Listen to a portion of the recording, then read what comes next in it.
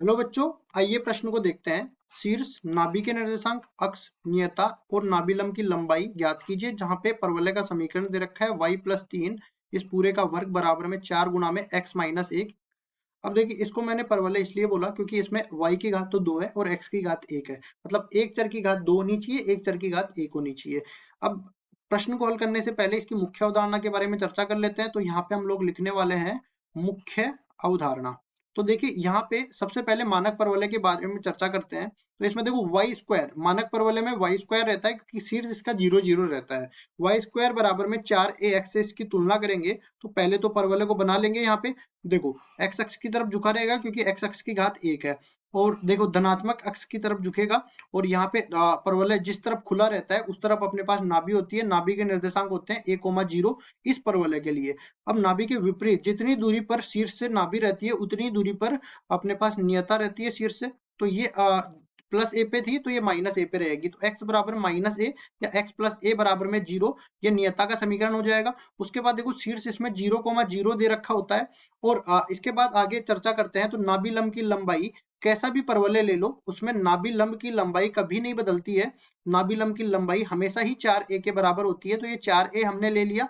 इसके बाद अक्ष की मैं बात करूं तो ये तो मैंने बता दिया कि जिसकी घात कम होती है उस तरफ परवलय खुलता है। और जिस अक्ष के सापेक्ष ये सममित होता है, देखो एक्स अक्ष के सापेक्ष सममित है तो वही उसकी अक्ष हो जाएगी। तो यहाँ पे हम लोग लिखने वाले हैं अक्ष जो है इसकी एक्स अक्ष हो जाएगी। एक्स अक्ष का समीकरण होता है y बराबर में 0। शीर्ष आ गया, नाभि के निर्देशांक आ गए, अक्ष आ गया, नियता आ गया, नाभिलंब की लंबाई आ गया, सब कुछ आगे। अब देखो, एक चीज हम यहाँ पे और बता देते हैं। जैसे यहाँ पे मूल बिंदु 0 0 पे है, 0 0 पे नहीं होके हम लोग मूल बिंदु को सरका देंगे कहाँ पे, अल्फा कोमा बीटा पे सरका देंगे। तो इसमें होगा क्या, जहां पे अपने को y और x है इसकी जगह आ जाएगा y माइनस में बीटा इस पूरे की घात 2 बराबर में अपने पास बन जाएगा 4a, x की जगह x माइनस में अल्फा बन जाएगा, जिसको हम लोग लिख सकते हैं बड़ा वाला y स्क्वायर बराबर में 4a और बड़ा वाला x। इसमें देखो, ये जो नाभि नियता अक्ष है ये कभी भी नहीं बदलते हैं। ठीक है, ये हम लोग तुलना करने वाले हैं। जैसे हमने छोटे वाले x की तुलना कर, छोटे वाले x और छोटे वाले y की तुलना करी है,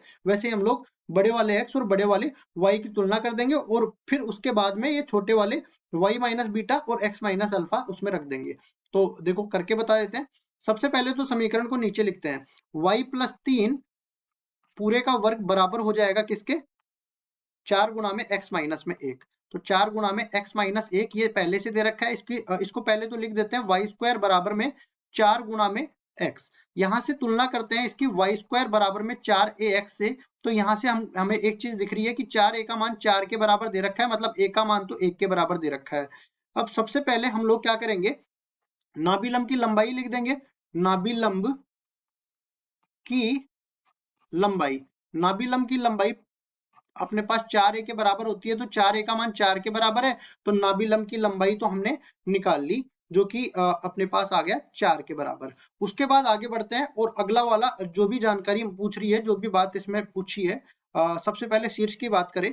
तो शीर्ष जैसा कि हमने कहा था कि x बराबर 0 करने पर आया, y बराबर 0 करने पर आया। तो इसमें भी क्या होगा, बड़ा वाला x बराबर 0 होगा और बड़ा वाला y बराबर में 0 होगा। तो यहाँ से अपने पास बड़े वाले x की जगह तो x माइनस 1 बराबर 0 हो जाएगा, बड़े वाले y की जगह y+3 बराबर में 0 हो जाएगा।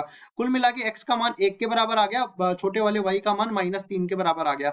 तो शीर्ष जो होगा इसका, शीर्ष ये अपने पास बन जाएगा 1 कोमा माइनस का 3। तो दूसरा भी अपने पास आ गया, शीर्ष का मान 1 कोमा -3 के बराबर। इसके बाद आगे बढ़ते हैं और हम लोग निकालते हैं नाभि। तो नाभि के लिए हम लोग क्या करेंगे, देखो नाभि जो अपने मानक परवलय था उसमें नाभि के निर्देशांक थे 1,0। तो इसको भी 1,0 के बराबर करेंगे, मतलब बड़ा वाला x 1 के बराबर हो जाएगा, बड़ा वाला y 0 के बराबर हो जाएगा। अब देखो, बड़े वाले x की जगह क्या है, x माइनस 1 और 1 का मान हमने निकाल लिया पहले ही 1 के बराबर। और बड़े वाले y की जगह है कितना, y+3, ये बराबर हो जाएगा 0 के। तो यहाँ से x का मान तो 1 + 1 2 के बराबर हो गया और y का मान -3 के बराबर हो गया। कुल मिला के अपने पास नाभि के निर्देशांक क्या है, नाभि अपने पास आ गई 2 कोमा माइनस का 3। तो इस तरह से हमने नाभि भी निकाल दी। अब चलते हैं नियता के लिए। तो नियता कैसे निकालेंगे, जैसा कि हमने पहले ही बताया था, नियता x बराबर -a, ये नियता का समीकरण होता है। तो इसमें क्या करेंगे, बड़ा वाला x बराबर में कर देंगे -a।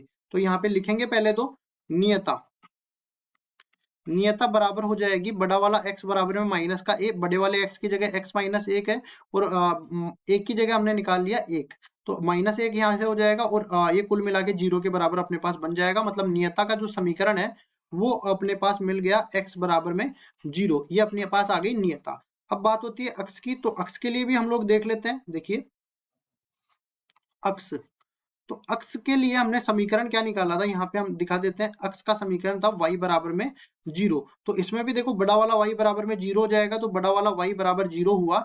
y का मान किसके बराबर है, यहाँ से हम देख सकते हैं y प्लस 3 के बराबर है, तो यहाँ पे लिखेंगे y प्लस 3 बराबर में 0, कुल मिला के y बराबर में माइनस का 3। ये आ गया अक्ष का समीकरण। तो देखो ये आ गया अपना अक्ष। इसके बाद देखो क्या चीज रह गई, यहाँ पे हमने शीर्ष निकाल लिया, नाभि के निर्देशांक निकाल लिए, अक्ष निकाल लिया, नियता निकाल लिया, नाभि लंब की लंबाई निकाल ली। ये अपने 5 चीजें हमने निकाल के बता दी। ये अपना हो गया चौथा, और ये अपना पांचवा हो गया। इस तरह ये अपने उत्तर हो गए। आशा करता हूँ ये सवाल आपको समझ में आया होगा। धन्यवाद।